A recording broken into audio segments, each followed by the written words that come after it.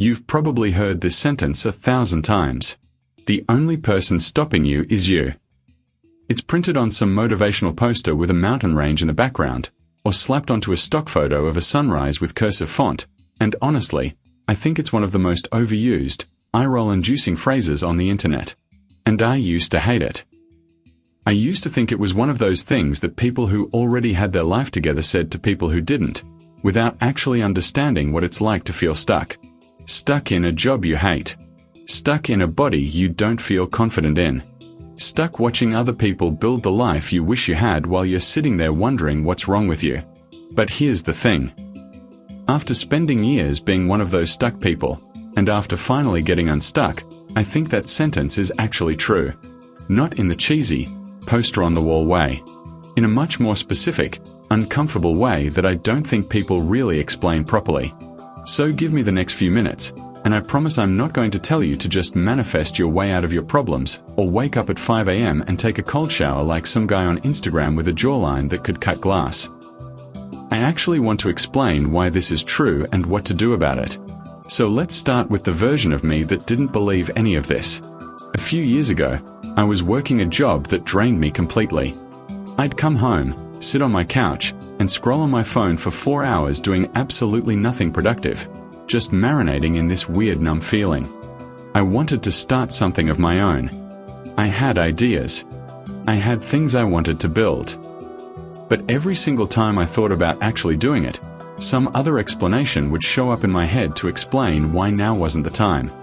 I was too tired after work. I didn't have the right equipment yet. I needed to research more before I started. I told myself that once things calmed down, once I had more time, once I felt more confident, then I would finally start. And then never came. Because then is a made-up point in time that your brain invents so it doesn't have to deal with the discomfort of starting something right now. And look, I'm not saying this to make you feel bad. I'm saying this because I think almost everyone watching this has a version of that same story running in the background of their life. Maybe it's a business you want to start. Maybe it's a relationship you want to leave or a relationship you want to pursue. Maybe it's moving to a new city, going back to school, applying for the job that feels slightly out of reach, or finally posting the videos you've been wanting to make instead of just imagining what it would be like if you did. We all have that thing. That one thing sitting in the back of our mind, quietly waiting. Now here's where I think most people get this topic wrong. When people talk about self-sabotage or being in your own way, they usually blame it on laziness. Like you're just not disciplined enough, not hungry enough, not willing to grind hard enough. And I think that's lazy analysis, ironically. Because in my experience, it was never about laziness. It was about fear wearing a disguise. Fear doesn't show up and announce itself. It doesn't say, I'm scared, so I'm not going to do this. It's sneakier than that. It shows up as productivity. It shows up as research. It shows up as, I just need one more course before I'm ready. It shows up as being a perfectionist, because if you never actually finish the thing or put it out into the world, it can never be judged, and it can never fail. Staying in the planning stage forever feels safe because nothing bad can happen there. Nobody can reject a plan. Nobody can criticize an idea that's still living quietly in your head. And this is where the modern world makes everything worse. Because we live in a culture that's obsessed with the appearance of progress. Buying the notebook, the planner, the gym clothes, the domain name, the camera equipment, the course on how to start. We convince ourselves that preparation is the same thing as action, and it isn't. In fact, over-preparation is often just a more socially acceptable form of procrastination.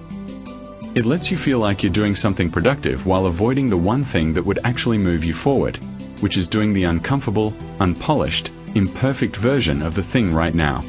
There's actually a term psychologists use for part of this called self-handicapping. It's when people unconsciously create obstacles for themselves so that if they fail, they have a built-in excuse.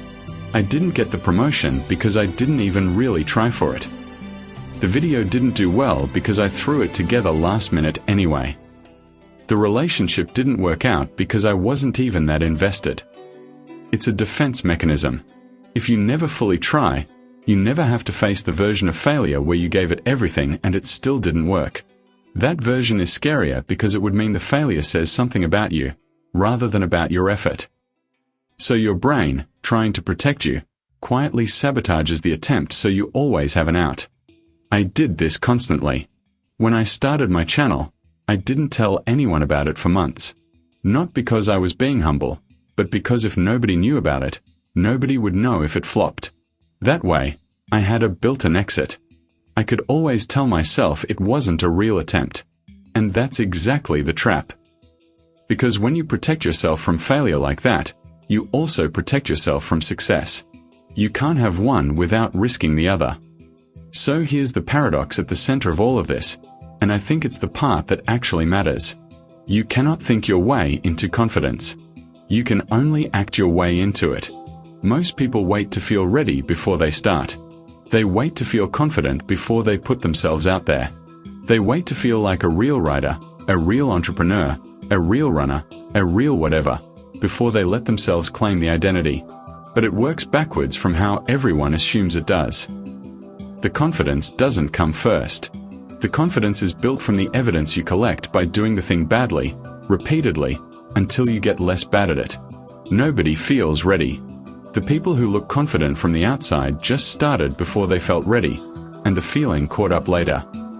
This is something like 6 million people search variations of how to stop procrastinating every single month, and there's an entire industry of productivity apps, planners, and courses built around this exact problem, worth billions of dollars globally. And I think that's telling. Because if the solution was actually complicated, if it really required a 47-step system or a specific morning routine, this problem would probably be solved by now with all of the resources being poured into it. But it's not solved, because the actual solution is uncomfortable in a way that no app can fix for you. The solution is doing the scary thing before you're ready, and no piece of software can do that part for you. So let's actually get practical here, because I don't want this to just be another video where I point out the problem and then wish you good luck. First thing, name the specific thing you're avoiding, not the vague version. Not I want to be more successful or I want to be healthier. The specific version. I want to publish the first chapter of the book I've been writing. I want to ask my manager about a raise. I want to sign up for the pottery class I keep looking at online. Vague goals let your brain off the hook because there's no clear moment where you're failing to act. Specific goals create a clear line you're either crossing or not. Second, shrink the first step until it's almost embarrassingly small.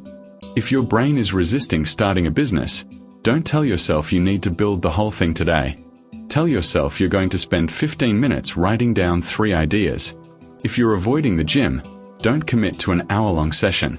Commit to putting your shoes on and walking out the door. The goal of the small step isn't the step itself. It's breaking the inertia. Once you're moving, continuing is far easier than starting.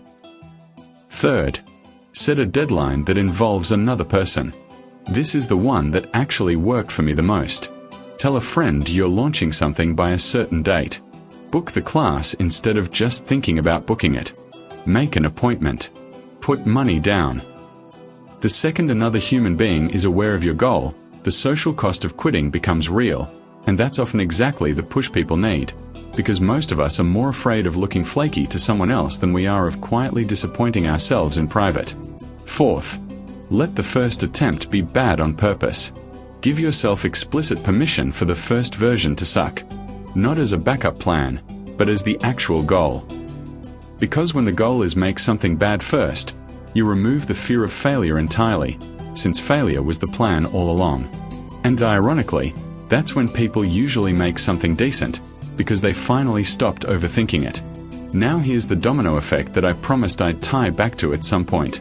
If I hadn't finally sat down and made a bad, awkward, poorly lit first video on this channel a while back, none of this exists right now.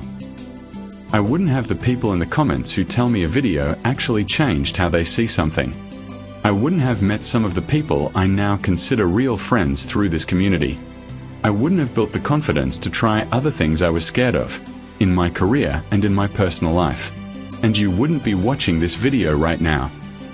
One uncomfortable, imperfect first step that I almost didn't take because I was scared it would flop, ended up being the first domino in basically everything good that's happened since.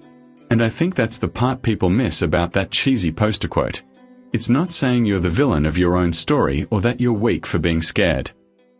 It's saying that the fear is normal, everyone has it, and the only difference between the people who get what they want and the people who don't is that one group acts while still afraid, and the other group waits for the fear to disappear first, which it never actually does. So if there's one thing you take from this video, let it be this. Stop waiting to feel ready. Ready is a feeling that shows up after you start, not before. Pick the one thing you've been sitting on, shrink it down to something small enough that you have no excuse not to do it today, and just start the bad, imperfect. I'm trying to make this channel different from a lot of the stuff out there that just repeats the same generic advice without any real substance behind it. I'd rather share the actual stuff that's worked for me, even if it's not the flashiest advice, because I think there's more value in that. If this helped even one person get off the couch and actually start the thing they've been putting off, I'll consider that a win. Let me know in the comments what that one thing is for you, the thing you've been putting off. I read every comment, and I'd genuinely like to know. And that's it for today's talk. We'll talk again soon.